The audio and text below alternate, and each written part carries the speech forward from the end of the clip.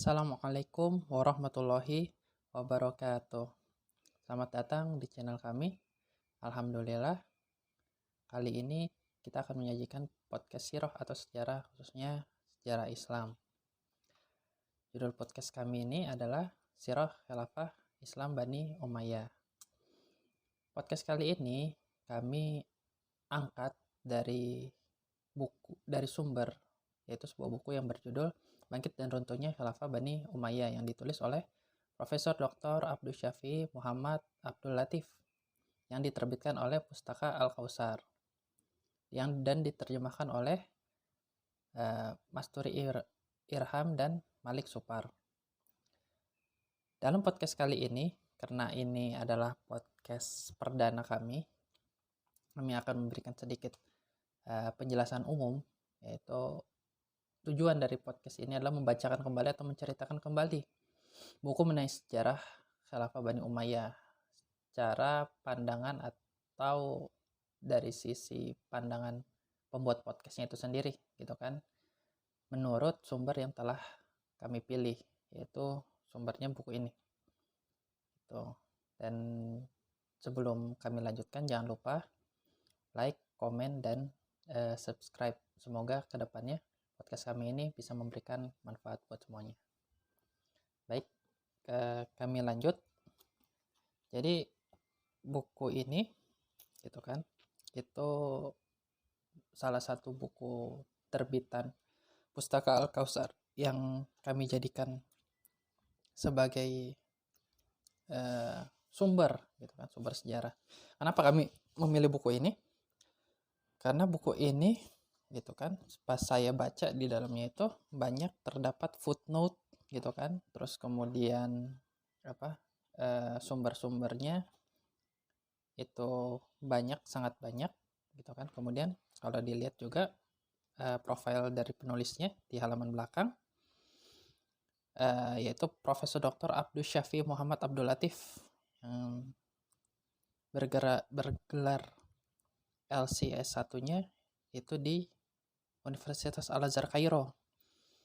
Kemudian melanjutkan di bidang sejarah dan peradaban Islam, gitu kan, di tempat yang sama juga, dan memiliki banyak karya, gitu. Di antaranya Tarikhul Islam fi Ansar an-Nubuwah wal Khilafah Rasyidah, gitu kan, Muktamar Saqifah wa Bai'ah Abu Bakar Asy-Siddiq radhiyallahu an, Dirasah Naqdiyah Tahliliyah, dan masih banyak yang lain seperti itu. Karena itu kami merasa, gitu kan,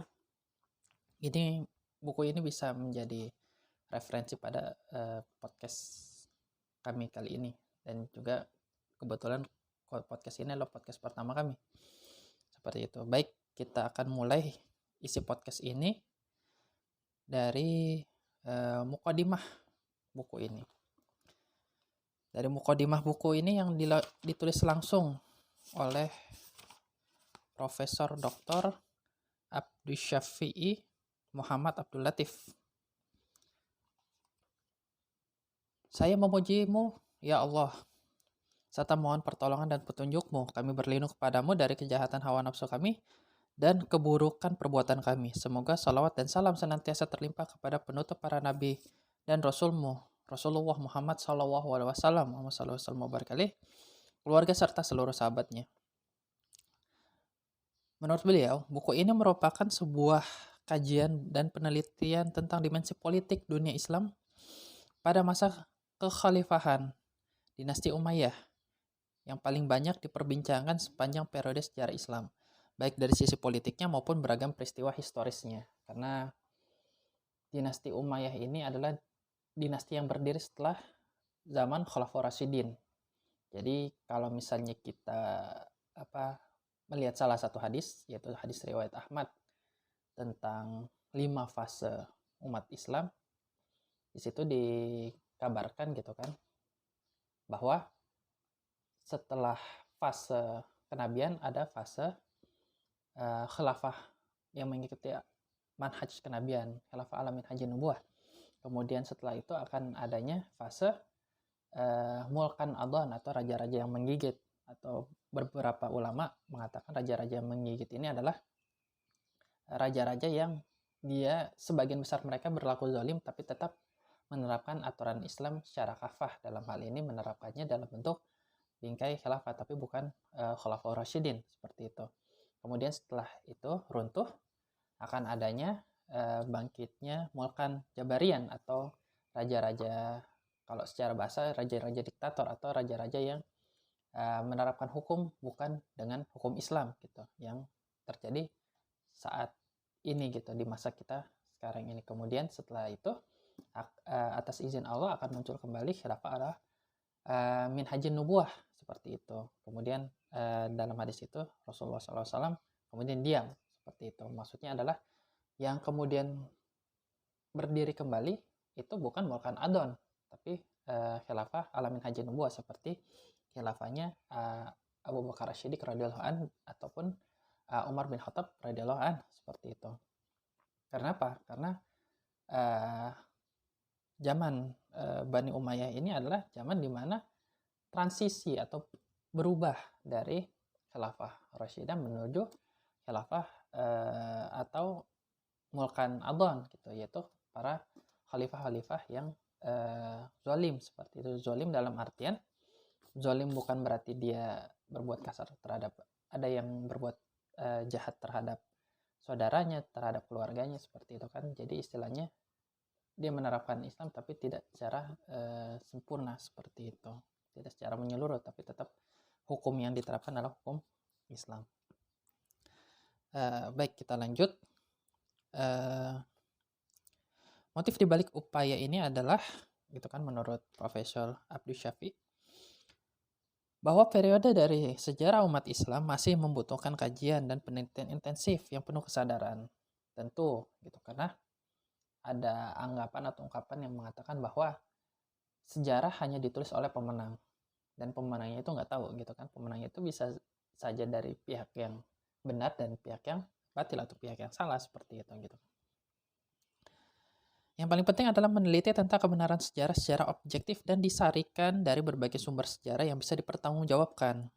Samping itu, kajian penelitian ini juga membutuhkan objektivitas berdasarkan pengamatan terhadap riwayat-riwayat yang ada dan komparasi antara berbagai peristiwa yang terjadi serta benang merah dari teks-teks sejarah. Sebab sebagian besar tulisan kontemporer jumlahnya sangat banyak. Ihwal periode ini lebih bersifat menghakimi Bani Umayyah. Dalam hal ini mereka mempergunakan berbagai riwayat yang dikemukakan musuh-musuh Bani Umayyah atau pendapat dari para pakar sejarah yang cenderung memihak golongan tertentu dan tidak bisa menguasai hawa nafsunya. Akibatnya sejarah para khalifah dan kepala daerah Bani Umayyah penuh dengan kepalsuan, berbagai penyimpangan, dan jauh dari sejarah yang hakiki.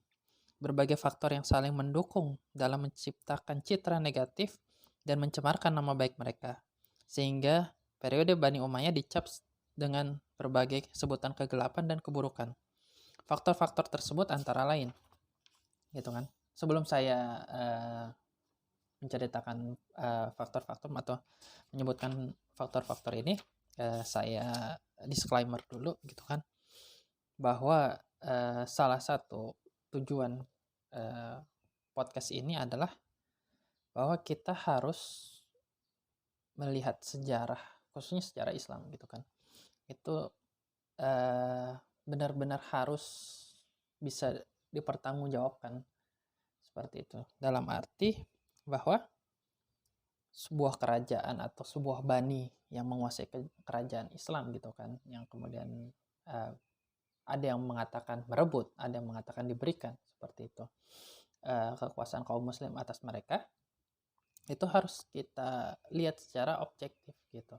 Jangan karena kesalahan beberapa di antara orang-orang tersebut sehingga kita menganggap kalau keseluruhan mereka itu adalah orang-orang jahat, gitu kan. Padahal di antara mereka banyak juga yang istilahnya baik, gitu kan. Banyak juga yang istilahnya berpengaruh penting terhadap sejarah perkembangan dan ilmu pengetahuan dari Islam itu sendiri. Salah satunya pemberian harokat yang dilakukan oleh Hajjaj bin Yusuf rahimahullah ta'ala, gitu kan, seperti itu. Tapi di satu sisi beliau dikenal sebagai orang yang sangat-sangat kasar, sangat-sangat bengis seperti itu kan, untuk beberapa riwayat lain. Nah, di sini kita coba gitu kan, kita coba pelajarin satu-satu, kita coba ungkapkan satu-satu.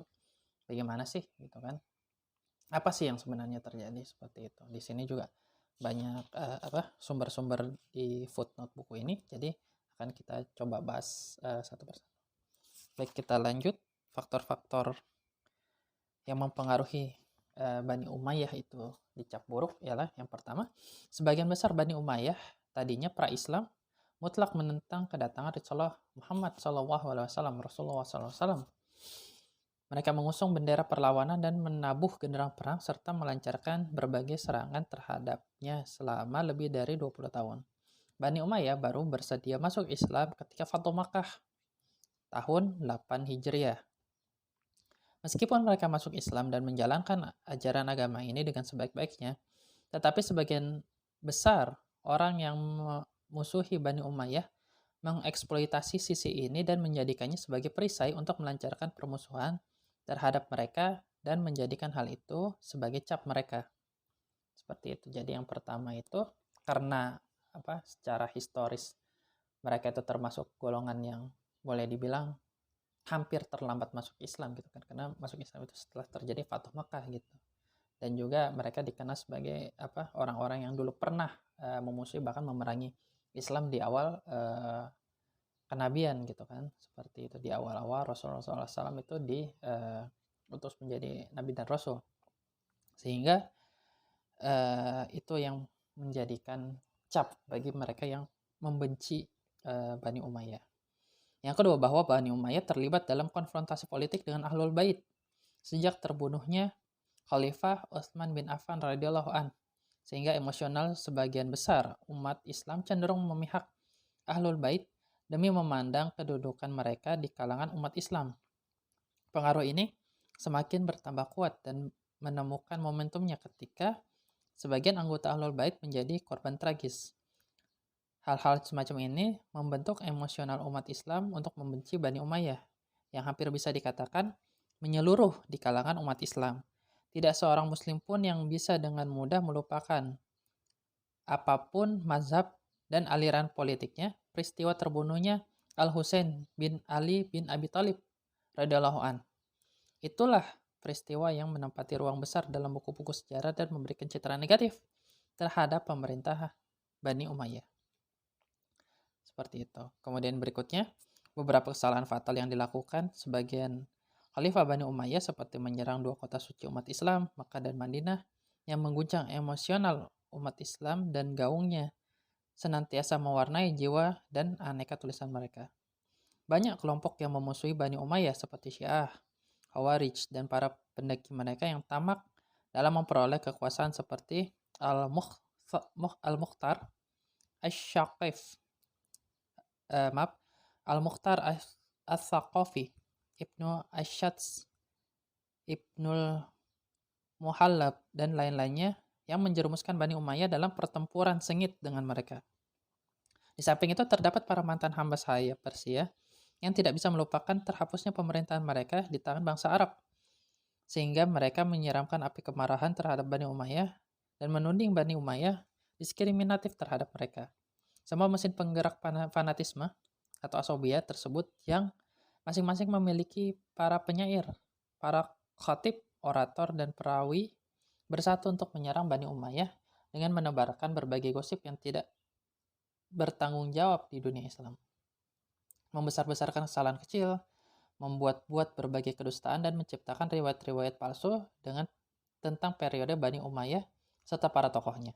Di samping itu, para propagandis Bani Abbas selama masa gerakan bawah tanah mereka dalam menyebarkan propaganda mereka dan mempersiapkan agenda besar revolusi terhadap dinasti Umayyah berperan aktif memprovokasi mesin-mesin fanatisme itu.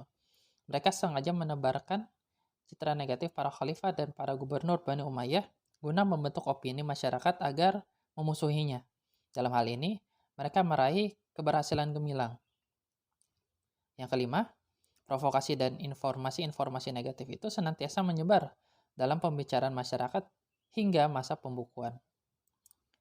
Sehingga para pakar sejarah membukukan semua informasi yang mereka terima, entah baik maupun buruk, tanpa melalui seleksi intensif. Kemudian kembali lagi, menurut Profesor, alangkah malangnya Bani Umayyah lantaran masa pembukuan itu terjadi pada periode musuh mereka, yaitu Bani Abbas.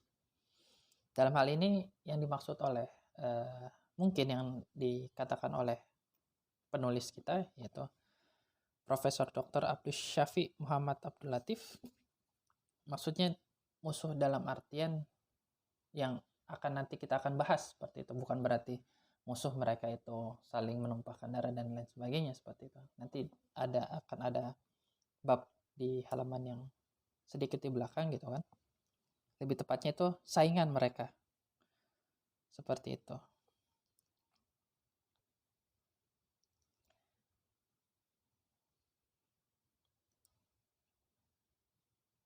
Faktor perseteruan tersebut hingga mencapai puncak pada pembongkaran makam-makam Bani Umayyah memainkan perannya dalam memperburuk sejarah dan menghancurkan tanda-tanda kebaikannya.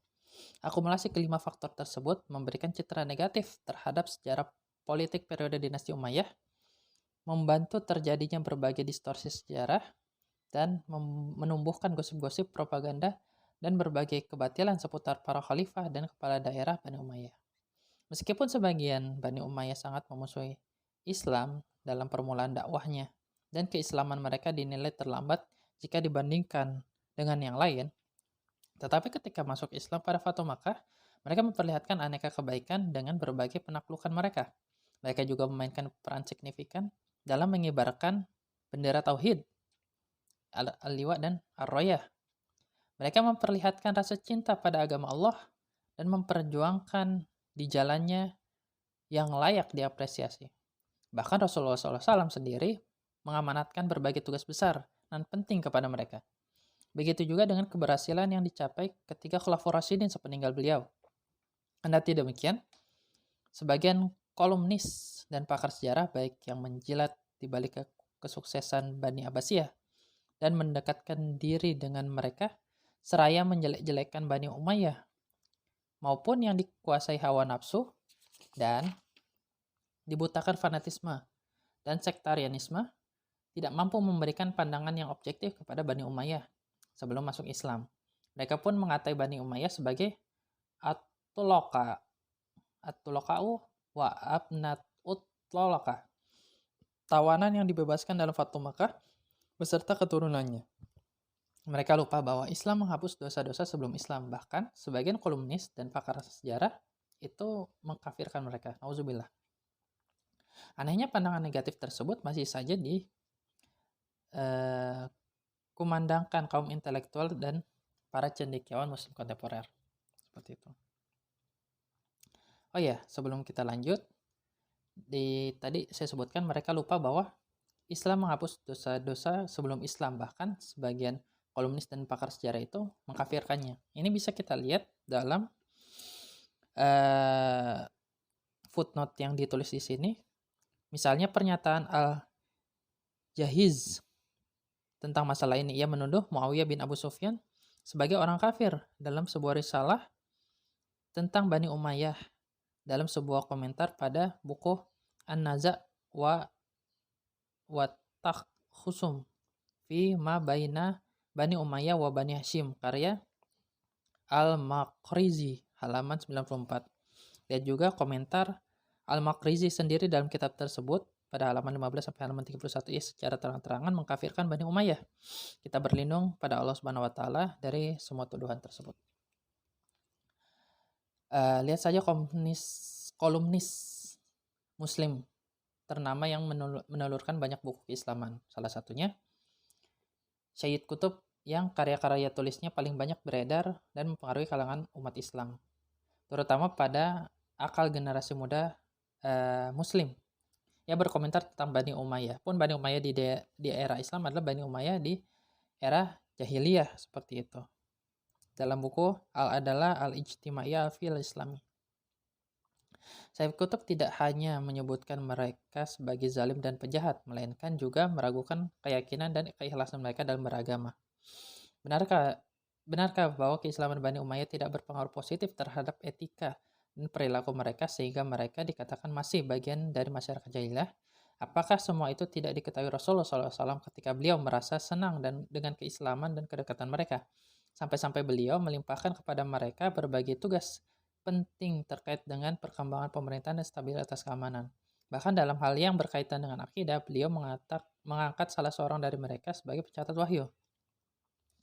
Contoh lain serangan para kolumnis kontemporer terhadap Bani Umayyah adalah pernyataan yang dilontarkan oleh Mahmud Abbas al-Aqad dan beberapa tulisannya, terutama Muawiyah bin Abu Sufyan fil Mizan, yang sengaja mengkritik Muawiyah, seorang sahabat ternama, dengan melontarkan tuduhan-tuduhan yang jauh dari karakter pribadinya. Padahal berbagai sumber sejarah dan bahkan dari mereka yang memusuhi Bani Umayyah bersepakat bahwa karakter-karakter Muawiyah bin Abu Sufyan yang paling menonjol adalah sabar, toleran, dan dermawan. Karakter-karakter ini menyatu dalam jiwanya. Berbagai sumber sejarah juga sepakat menamakan periode kekhalifahan sebagai Amul Jamaah, tahun persatuan.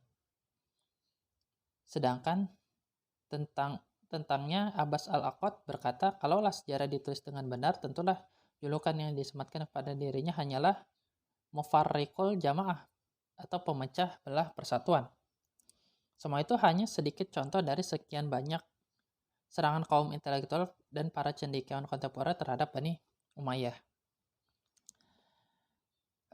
Di sini ada footnote-nya. Penjelasan dari footnote itu kurang lebih seperti ini. Bagi pembaca yang ingin mengetahui lebih banyak lagi contoh serangan para kaum intelektual dan para cendekiawan kontemporer terhadap Bani Umayyah, hendaklah membaca buku terbaru bertema ini, yaitu karangan Al-Ustadz Abdurrahman Asy-Syarqawi yang dicetak dan diterbitkan tahun 1984 oleh sebuah percetakan di Kairo, judulnya Ali Imam Al-Muttaqin jilid 1. Sebelumnya, buku ini telah diulas koran Al-Ahram dalam artikel mingguan. Artikel itu muncul setiap hari Rabu sejak tanggal 5 Ramadan 1403 Hijriah hingga 9 Rabiul Awal tahun 1404 Hijriah. Bacalah beberapa artikel yang ditulis Dr. Hussein Mu'nis yang mulai ditulis dalam majalah mingguan Oktober di bawah tema Tarikh Mujiz li al-Fiqr al-Arabi, mulai edisi 371 tanggal 4 Desember 1983.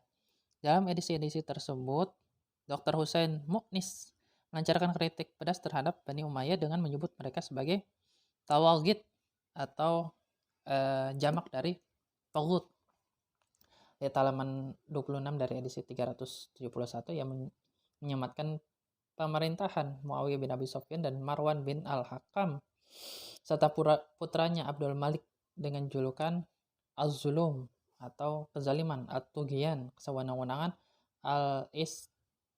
Al-Istibdad, diktatorisme. Lihat halaman 24 edisi 372 tanggal 11 Desember tahun 1983 Masehi. Anehnya, Dr. Hussein Mu'nis menyebut soal kaum Khawarij yang terang-terangan ditolak umat ini berdasarkan ijma kesepakatan umum Ahlus Sunnah sebagai kelompok yang mewakili Islam yang benar, dan bahwa Bani Umayyah keluar dari Islam. Begitulah saya memperhatikan bahwa sebagian kaum intelektual dan cendekiawan melontarkan tuduhan yang tidak dapat dipertanggungjawabkan terhadap Bani Umayyah. Mereka memperoleh informasi-informasi tersebut dari sumber-sumber sejarah ekstrim yang memusuhi mereka dan mengabaikan entah kenapa sumber-sumber sejarah moderat yang bersih. Saya yakin andaikan Ustadz Abdurrahman Asy-Syarqawi dan Dr. Hussein Mu'nis mau membaca beberapa buku seperti Al-Awasim min Qawashim karya Ibnul Arabi dan Minhaj As-Sunnah An-Nabawiyah karya Ibnu Taimiyah, tentu terdapat pendapat keduanya tentang Bani Umayyah banyak berubah. Kita lanjut kembali ke mukadimah. Jika pendapat para pakar sejarah dan kaum intelektual kontemporer itu sedemikian rupa terhadap Bani Umayyah, ada pula kelompok lain yang memiliki kesadaran pemikiran dan bertanggung jawab intelektual. Mereka menghindari kelompok-kelompok fanatik dan fanatisme buta, serta berlepas diri dari berbagai provokasi dan propaganda kebohongan. Mereka ini misalnya Khalifah bin Khayyat At-Tabari dan selainnya. Sayangnya kelompok ini dengan segenap tanggung jawab intelektual dan netralitasnya menuliskan semua riwayat yang sampai kepada mereka tanpa melalui kritikan atau penelitian kecuali sangat sedikit, tanpa membedakan mana yang palsu dan mana yang benar, sehingga buku-buku mereka penuh dengan aneka riwayat yang tidak bisa dipertanggungjawabkan dan berbagai informasi yang kontradiktif. Mereka membiarkan kecerdasan pembaca untuk meneliti apa yang ditulisnya. Pakar sejarah terkemuka sekelas At-Tabari tidak lupa mengingatkan masalah ini dalam pengantar bukunya yang mengomentari berbagai riwayat dan informasi yang dikutipnya dalam buku-buku tersebut dengan berkata berbagai informasi yang terdapat dalam buku saya ini tentang orang terdahulu ada yang ditolak pembacanya dan ada pula yang dicela pendengarnya tanpa mengetahui apakah riwayat itu benar atau mempunyai pengertian yang sebenarnya. Maka perlu diketahui bahwa semua itu tidak terdapat dalam diri orang-orang sebelum saya, melainkan itu sebagian perawinya kepada saya dengan cara demikian. Saya hanya menyampaikan semua riwayat dan informasi tersebut apa adanya. Meskipun demikian, para peneliti yang objektif dan tidak mempunyai pandangan atau opini tertentu sebelumnya dapat menarik kesimpulan sejarah yang benar, mengungkap hakikat Bani Umayyah, dan menetapkan mereka pada kedudukan layaknya dalam sejarah Islam. Kesimpulan yang benar semacam itu hanya dapat dilakukan dengan dua cara. Pertama, meneliti berbagai sumber sejarah utama klasik seperti Al-Balazuri, At-Tabari, Ibnul Asir, dan sejenisnya. Dengan mengkomparasi berbagai peristiwa, mempelajari berbagai situasi, kondisi, serta motif-motif yang melatar belakanginya, dan meneliti berbagai riwayat yang kontradiktif tentangnya. Berikut para tokoh dan partisipan yang terlibat dalamnya. Kedua, tidak hanya bertumpu pada sumber sejarah klasik saja, sebab ada beberapa referensi yang tidak banyak digunakan para peneliti. Berbagai pengalaman dalam kajian dan penelitian ini menunjukkan bahwa buku seperti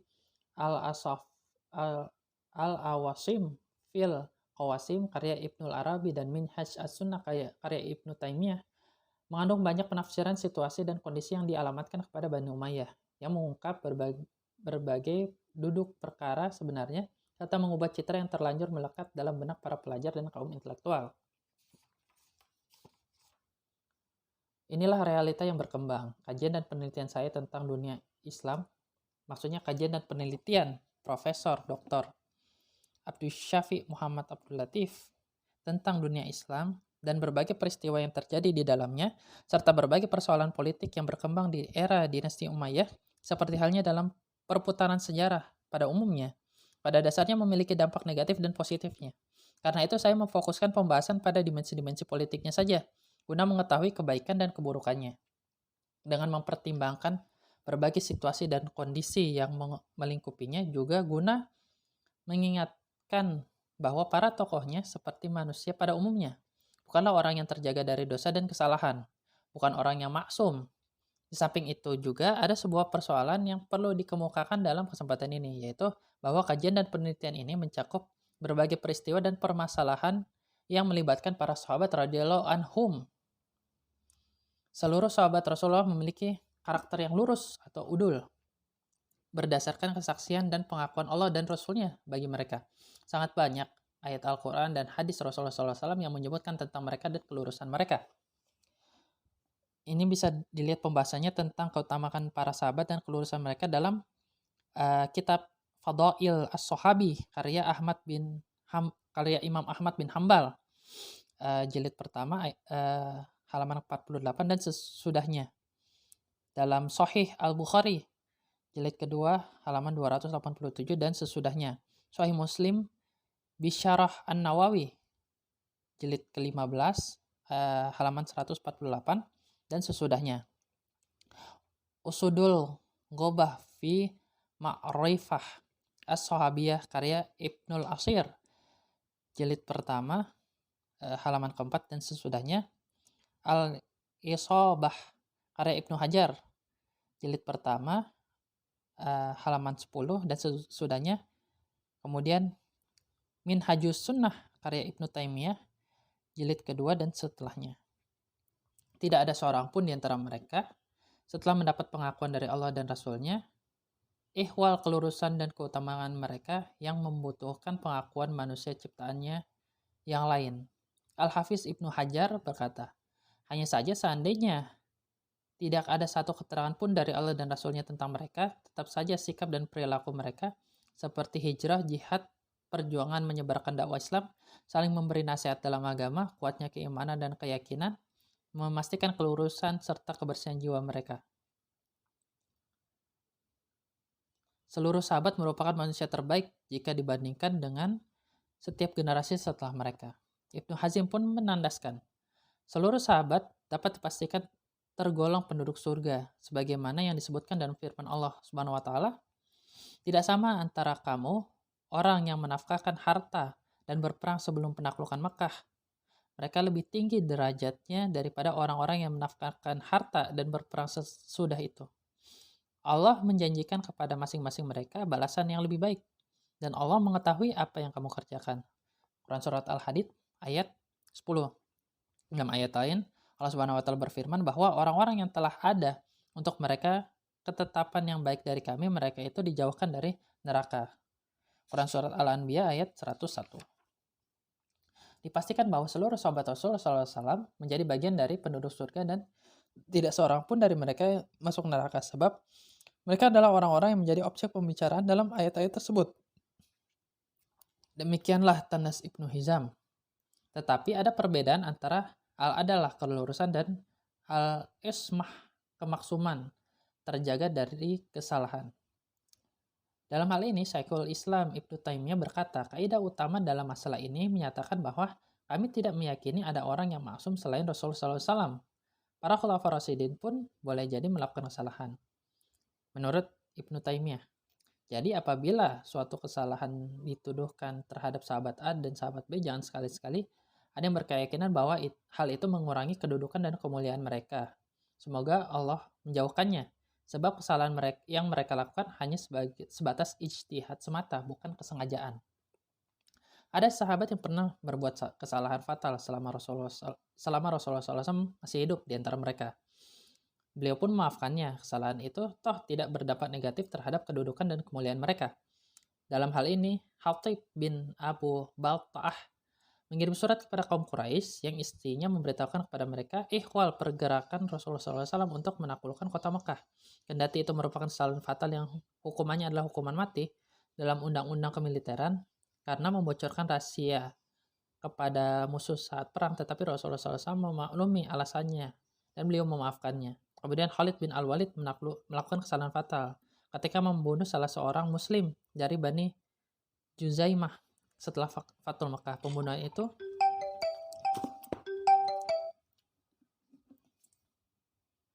itu membuat Rasulullah SAW sangat marah. Beliau pun mengangkat kedua tangannya ke langit seraya berdoa, ya Allah, sesungguhnya aku berlepas diri dari tindakan Khalid bin Al-Walid. Rasulullah SAW berlepas diri dari tindakan Khalid bin Al-Walid, tetapi beliau tidak berlepas diri dari Khalid itu sendiri.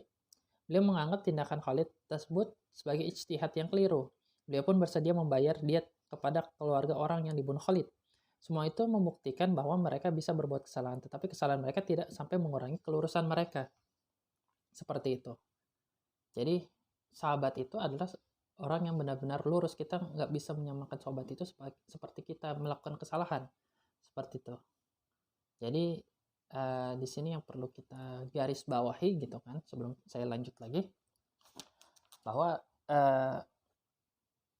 segala macam peristiwa yang nanti akan kita dengarkan bareng-bareng dalam podcast ini gitu kan, itu disampaikan apa adanya oleh Profesor Dr. Abdul Syafi Muhammad Al-Abdul Latif. Jadi kita jangan sekali-sekali, apalagi kalau ada hubungannya dengan Rasul dan para sahabat gitu kan, khususnya para sahabat, jangan sekali-sekali kita menganggap wah mereka salah, harusnya seperti ini, jangan. Karena kita membaca ini cukup dengan kita memetik hikmahnya saja. Seperti itu, dibacakannya ini kita mengambil hikmahnya, seperti itu. Hikmah bahwa kita itu sahabat itu sudah melakukan ijtihadnya dengan sebaik-baiknya gitu. Artinya meskipun salah gitu kan, mereka tetap dikatakan mulia gitu. Jangan kita kemudian setelah membaca ini kemudian kita menganggap oh sahabat aja bikin salah, saya juga boleh bikin salah. Bukan seperti itu gitu, tapi kita mengambil hikmah gitu kan dari pembacaan sirah ini gitu kan, agar kedepannya kita tidak melakukan kesalahan yang sama seperti itu. Kita hanya cukup mengambil ibrah atau pelajaran dari apa yang nanti akan kita bacakan. Dalam kajian dan penelitian ini saya sengaja, menurut Profesor Abdul Syafi, mempergunakan beberapa referensi utama seperti Tarikh Khilafah bin Qayyah Futuh Misr, karya Ibnul Abdul Hakam, Futuh al-Buldan karya Al-Balazir Al-Balazri, Tarikh At-Tabari, Al-Kamil Fit Tarikh karya Ibnu Athir, Al-Bidayah wan Nihayah karya Ibnu Katsir, Al-Bayan Al-Maghrib karya Ibnu Izari, Tarikh dan Muqaddimah Ibnu Khaldun, dan berbagai tulisan ulama Ahlussunnah moderat lainnya.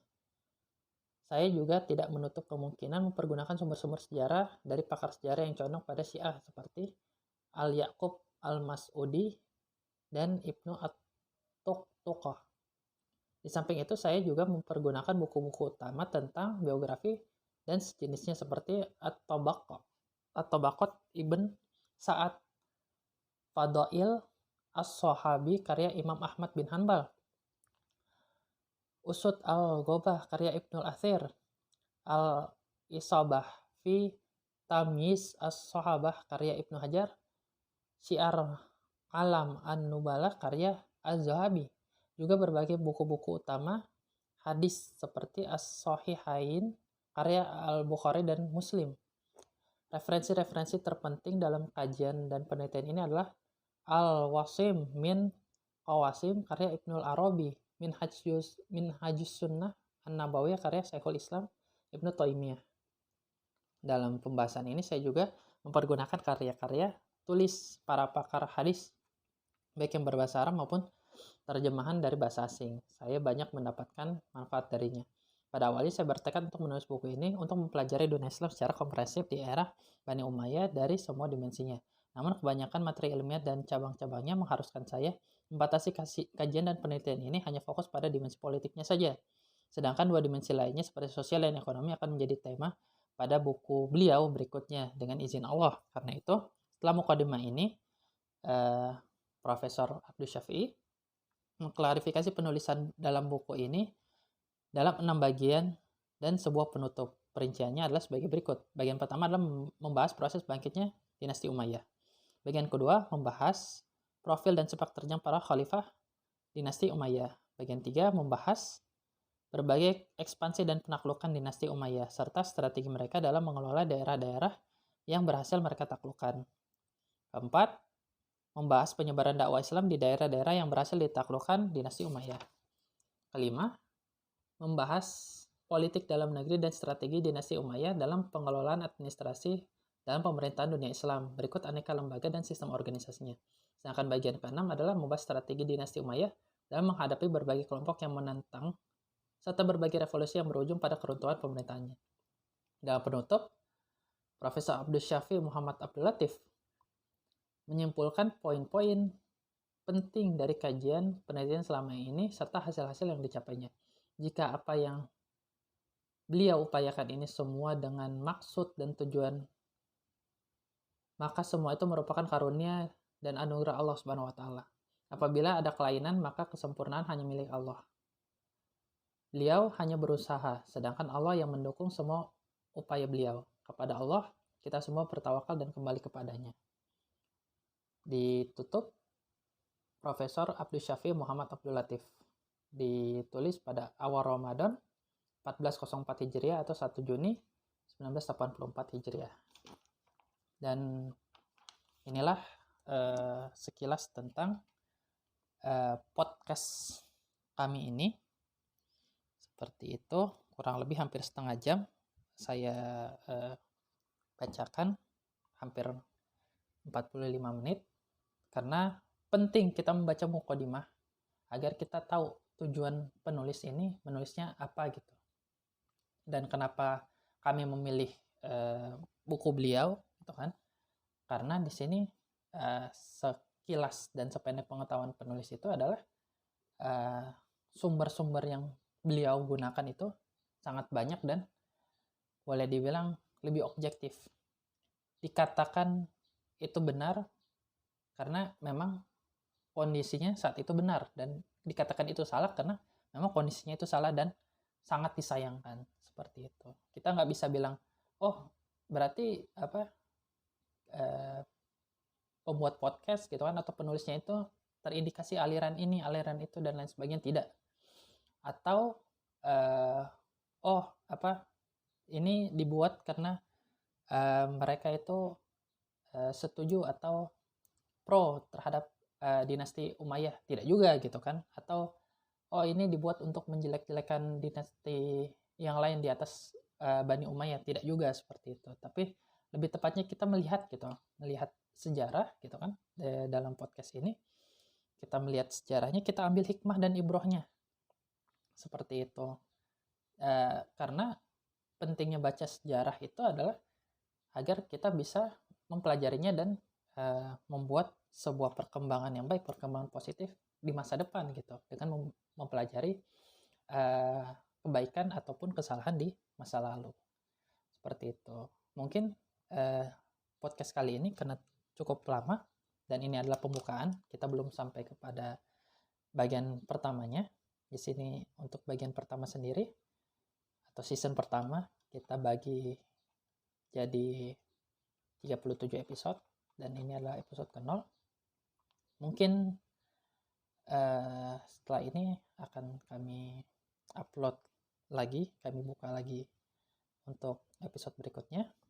Mohon doanya dan lebih kurangnya mohon maaf. Saya Muhammad Miftahul Haq. Kami akhiri podcast yang episode 0 atau pilot episode untuk saat ini. Terima kasih. Assalamualaikum warahmatullahi wabarakatuh.